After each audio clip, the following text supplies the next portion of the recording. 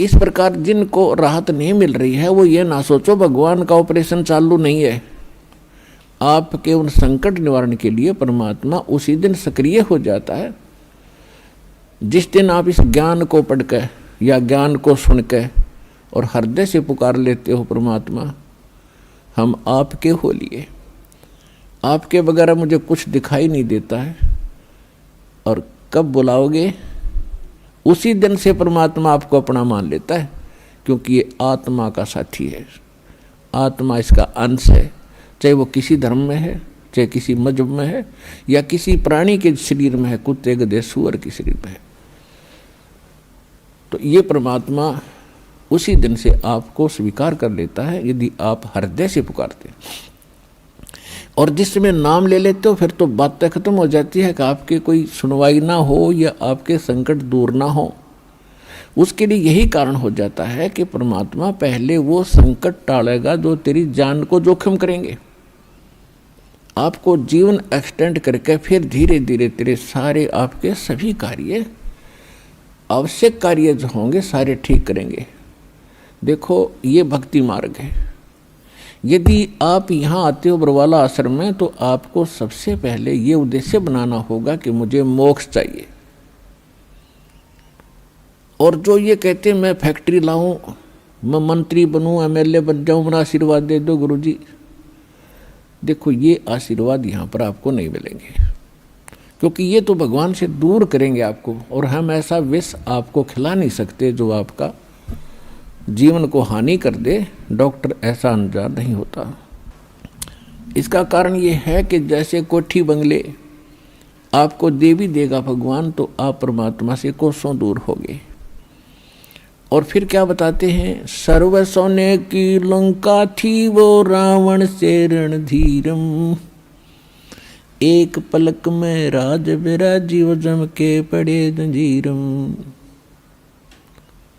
सारी सोने की लंका बख्श दी थी उसको, सारा लंका सोने की बनाए बैठा था।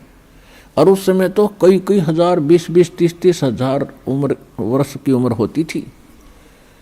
तो उसने त्याग को सोचना कोई बड़ी बात नहीं थी, कभी ना मरूं, 30-40 हजार वर्ष जीऊंगा, क्योंकि सतयुग में लाख वर्ष की आयु होती है। और त्रेता में भी सटाट के अंदर 40, 50, 30 और लास्ट में कम हो जाती है। तो रावण के मन में ये खरपतवार पैदा हो जाना, क्या भी नहीं मरूंगा, ठाठ तो कोठी बना ली, दो कोई मंजिल की अटारियाँ बना रखी हैं। जैसे आजकल ये 20-20, 30-30 मंजिल के बनाते हैं मकान, वो तो 100 मंजिल के बनाए बैठा था, 200 के, इतना कुबद्दी था। और सारे सोने के, ईंट और गारा सोने की, लिपाई सोने की। और उसने भी ये सोच रखा था भी नहीं मरूं, ऐसा बक्कल उतरा, सह परिवार नष्ट हो गया। तो कहने का भाव ये है, परमात्मा कहते हैं कि क्या मांगो कुछ थिर न रहाई, ये देखत नैन चला जग जाई, 1 लख पूत 1.25 लाख नाती, उस रावण के दीवान बाती। परमात्मा कहते क्या मांगो, हमें बताते हैं कि क्या मांगोगे। रावण जितने धनी भी नहीं हो सकते, और ऐसे शक्तिशाली सिद्धि युक्त भी तुम नहीं हो सकते। और उसकी क्या दुर्गति हुई, और क्या मांगना चाहिए परमात्मा से। भक्ति दान गुरु दीजियो, देवन के देवाओ, जन्म पाया भूलूं नहीं, करहूं पद सेवा हो। और फिर क्या मांगे, साईं इतना दीजियो, जा मैं कुटुंब समाए, हम भी भूखे न रहे, अतिथि न भूख हो जाए। इससे अधिक मांगने की आवश्यकता नहीं भगवान से। कहते उस समर्थ की रीज भुलाई, अब कुल कुटुंब से राता, गर्भ के अंदर बचन भरे थे, कहाँ गई वो बाता। परमात्मा कितने प्यार से समझाना चाहते हैं, भूल गए उन दिनों को। उस समर्थ की रीझ छुपाई, उस परमात्मा ने तेरे ऊपर रहम किया, खुश हुए, और तेरे को मनुष्य जीवन देकर माँ के गर्भ से संकट से बाहर निकाला, नहीं तो बहुत से बच्चे गर्भ में मर जाते, माँ भी मर जाती साथ में।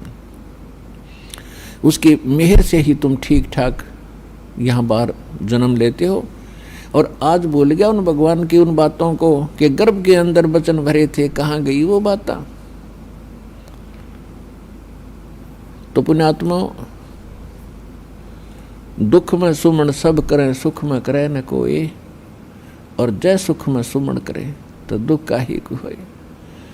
तो सौभाग्य उन पुण्यात्माओं का जो यहाँ आए हैं, जिनके ऊपर कोई आपत्ति है। दास यहाँ देख रहा है कि 80% व्यक्ति भक्त श्रद्धालु केवल दुखी ही आए हैं।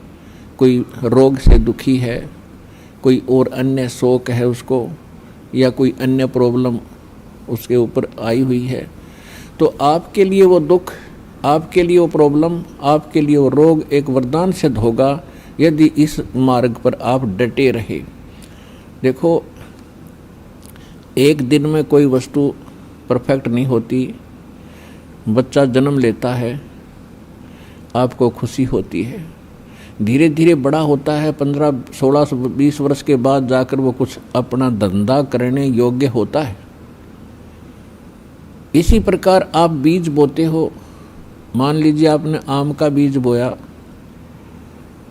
उसकी परवरिश की, देखभाल की, पौधा बना, फिर पेड़ बन गया, और पेड़ बढ़ने के बाद फिर उसका फल लगेंगे।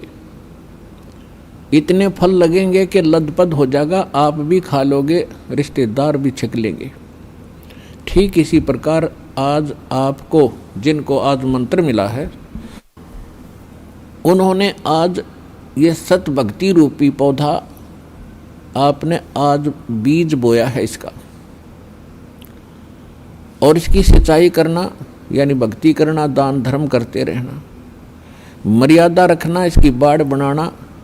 बाड़ बनाने का मतलब है मर्यादा रखना, नियम भंग मत करना। धीरे धीरे रे मना, धीरे सब कुछ हो, माली सींचे मूल को, फूल फले। धीरे धीरे रे मना, धीरे सब कुछ होए, माली सींचे सो घड़ा, समय आए फल होए। जैसे माली का मतलब है जो उस प्रोसेस से परिचित, उसका विद्वान है, बाग बगीचे लाने वाला। वो बीज बोता है और उसमें सैकड़ों पानी घड़े डालता है, वाटर पानी के, और धीरे धीरे वो बड़ा होता है।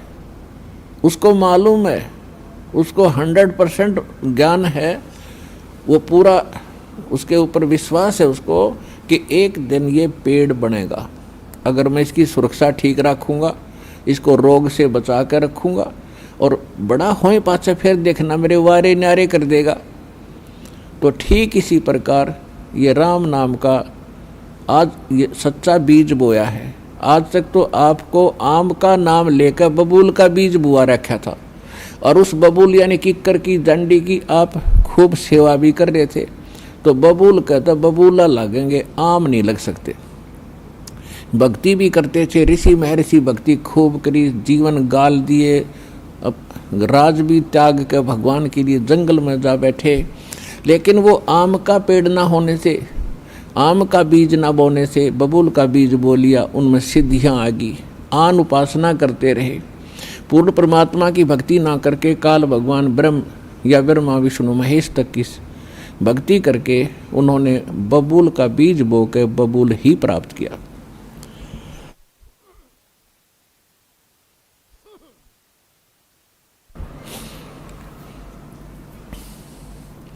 उदाहरण के लिए हिरण्यकशिपु ने ब्रह्मा जी की साधना करके बबूल का पेड़ बोया, और क्या मिला उसको? सिद्धियां आ गई। ये समझ बैठा कि मैं भगवान बन गया, और कैसा जीवन नाश हुआ उस व्यक्ति का। ऐसे ही रावण ने बबूल बोया था भगवान शिव की भक्ति करके, और क्या प्राप्ति हुई? सिद्धियां होगी, रिद्धि आ गई, सोने के महल बना लिए, आकाश में उड़ जाने की शक्ति आ गई और कुबद कुमाकर सर्वनाश करा के गया।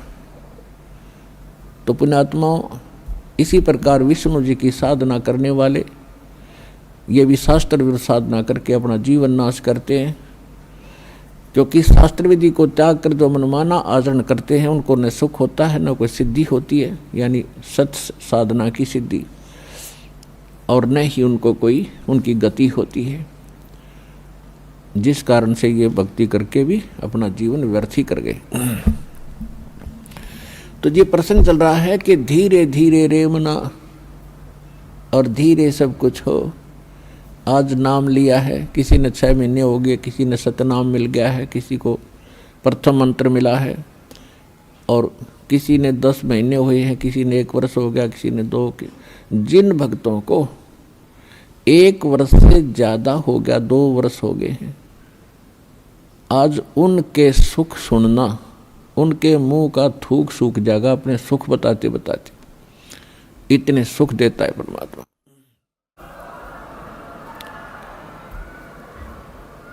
और कुछ अनजान कहते हैं जी मैं 4 बार आ लिया, गणिया कोई लाभ सा विशेष नहीं हुआ।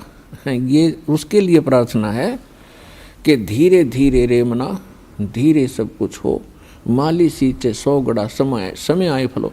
और दूसरा कारण ये होता है, सतगुरु के दरबार में भाई कमी कहे की ना, अनसा मौज नहीं पावता है तेरी चूक चाकरी। इस सच्चे दरबार में किसी चीज की कमी नहीं है। यदि आपको कोई राहत परमात्मा से नहीं मिल पा रही है तो आपका कनेक्शन ठीक नहीं है। अपने आत्माओं, जैसे एक मेन लाइन आई है बिजली के तारों की, और वहाँ से पूरी कॉलोनी को कनेक्शन मिला हुआ है, और किसी एक व्यक्ति का पंखा नहीं चल रहा या मोटर नहीं चल रही या कोई भी आइटम नहीं चल रहा, तो उसका कोई और कारण हो सकता है। या तो पंखा खराब हो सकता है या मोटर खराब हो सकती है, उसको चेक कराओ। और सारा ही व्यवस्था नहीं चल रही कोई भी, तो आपका कनेक्शन ठीक नहीं है। तो यहाँ एक बहुत बड़ी हम गलती करते हैं कि मर्यादा ना रख के भगवान का हम आशीर्वाद प्राप्त नहीं कर पाते, जिस कारण से आप जी का वो कनेक्शन कट जाता है।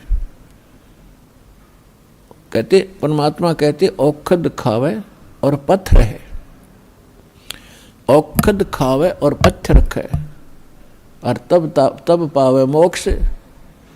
जैसे दवाई लेते हैं, औषधि लेते हैं, तो उसके साथ कुछ परहेज भी होते हैं। तो इस मार्ग में परहेज कंपलसरी है परमात्मा के इस मार्ग में। और परहेज वही हैं जो हमने वैसे ही ना करने चाहिए। बीड़ी, शराब, मांस, तम्बाकू, अन्य देवताओं की पूजा, ये तो वैसे ना करनी चाहिए। बताओ और परहेज क्या है? तो इस करके ये तो अवश्य रखने ही पड़ेंगे यदि आपने भगवान से लाभ लेना है और मोक्ष प्राप्ति करनी है। तो कहने का भाव ये है कि नाम जिन्होंने ले लिया, धीरे धीरे सब काम होंगे।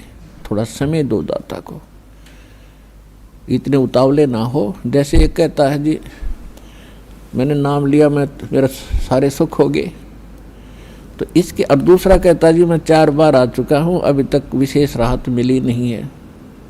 पुण्यात्माओं, ये परमात्मा का मार्ग है, इसके लिए आपने ये ध्यान रखनी पड़ेंगी जो बातें दास बता रहा है। अब जैसे किसी का कोई रोगी है और उसको एक्सीडेंट हो गया किसी का, और उससे ब्लड निकल रहा है, रक्त, और उधर से टांग टूट गई, उस पीड़ा भी बहुत घनी हो रही है, तो डॉक्टर सबसे पहले उस स्थान को ऑपरेशन या किसी कारण से ठीक करेगा जहाँ से ब्लड निकल रहा है।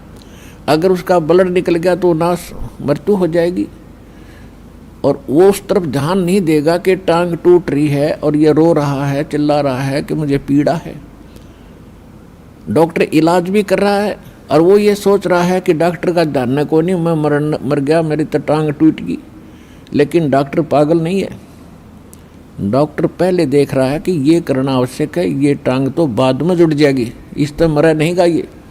तो इसी प्रकार आपके जिन्होंने दीक्षा ले ली है और जिनके ऊपर कोई ऐसी आपदा आनी है कि आपकी मृत्यु होनी हो, तो पहले परमात्मा उस मृत्यु को रोकेगा, बाकी संसारिक सुख तो फिर आपका ढेर लगा देगा, आपका जीवन एक्सटेंड हो गया था। तो इस बात को आप ध्यान रखना, यह कोई बालकों का लेख नहीं है, और इतने एक मनुष्य जीवन का मिलना हंसी खेल नहीं है, एक सांस भी मनुष्य जीवन की मिलना आपको बालकों का खेल नहीं है। और ये आपको 100-150 वर्ष एक्सटेंड कर देता ये परमपिता, ये पूर्ण परमात्मा है।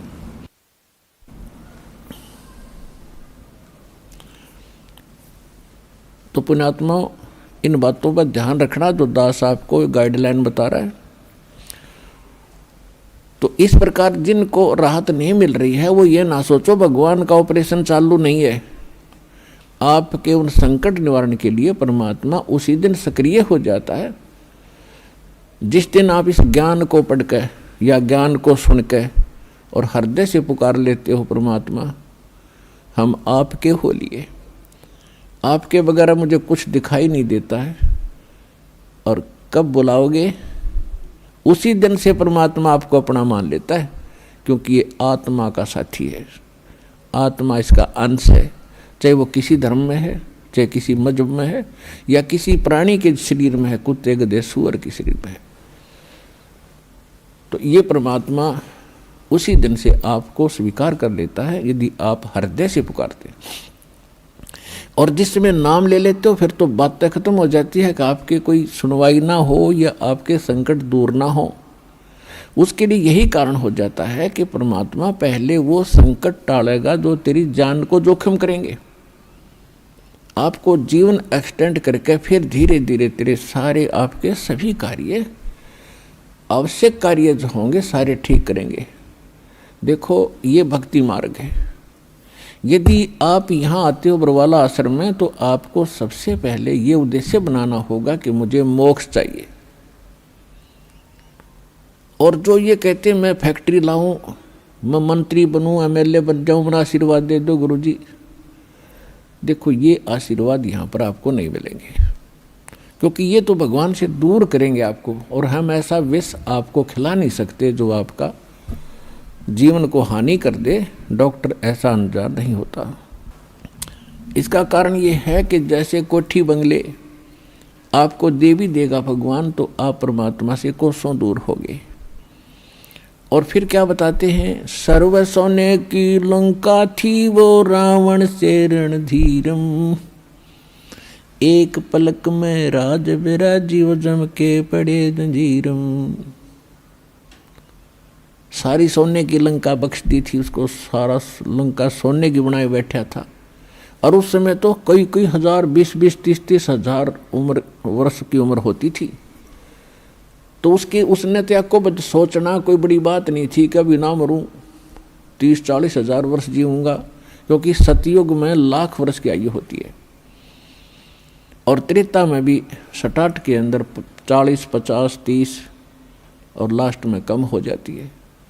तो रावण के मन में ये खरपतवार पैदा हो जाना क्या भी नहीं मरूंगा, ठाठ तो कोठी बना ली, दो कोई मंजिल की अटारियाँ बना रखी हैं। जैसे आजकल ये 20-20, 30-30 मंजिल के बनाते हैं मकान, वो तो 100 मंजिल के बनाए बैठा था, 200 के, इतना कुबद्दी था। और सारे सोने के, ईंट और गारा सोने की, लिपाई सोने की। और उसने भी ये सोच रखा था भी नहीं मरूं, ऐसा बक्कल उतरा, सह परिवार नष्ट हो गया। तो कहने का भाव ये है, परमात्मा कहते हैं कि क्या मांगो कुछ थिर न रहाई, ये देखत नैन चला जग जाई, 1 लख पूत 1.25 लाख नाती, उस रावण के दीवान बाती। परमात्मा कहते क्या मांगो, हमें बताते हैं कि क्या मांगोगे। रावण जितने धनी भी नहीं हो सकते, और ऐसे शक्तिशाली सिद्धि युक्त भी तुम नहीं हो सकते। और उसकी क्या दुर्गति हुई और क्या मांगना चाहिए परमात्मा से। भक्ति दान गुरु दीजियो देवन के देवाओ, जन्म पाया भूलूं नहीं, करहूं पद सेवा हो। और फिर क्या मांगे, साईं इतना दीजियो जा मैं कुटुंब समाए, हम भी भूखे न रहे अतिथि न भूख हो जाए। इससे अधिक मांगने की आवश्यकता नहीं भगवान से।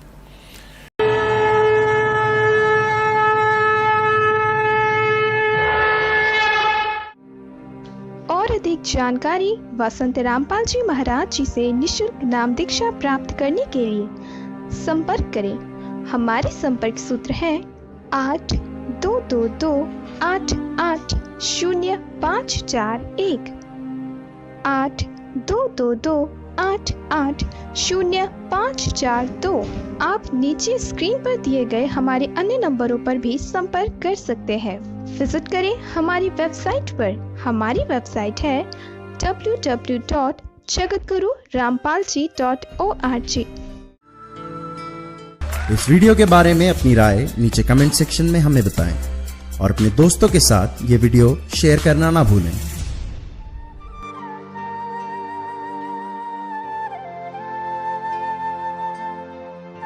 ਤੁਹਾਡਾ ਸਵਾਗਤ ਹੈ। ਇਸ ਚੈਨਲ ਨੂੰ ਸਬਸਕ੍ਰਾਈਬ ਕਰੋ ਤੇ ਇਸ ਚੈਨਲ ਤੇ ਅਸੀਂ ਪੋਜ਼ਿਟਿਵ, ਸਪਿਰਿਚੁਅਲ ਤੇ ਰੂਹ ਨੂੰ ਸਕੂਨ ਦੇਣ ਵਾਲੀਆਂ ਵੀਡੀਓਜ਼ ਅਪਲੋਡ ਕਰਾਂਗੇ। ਆਓ ਸਾਰੇ ਰਲ ਮਿਲ ਕੇ ਇਸ ਚੰਗਿਆਈ ਨੂੰ ਅੱਗੇ ਵਧਾਈਏ। ਧੰਨਵਾਦ।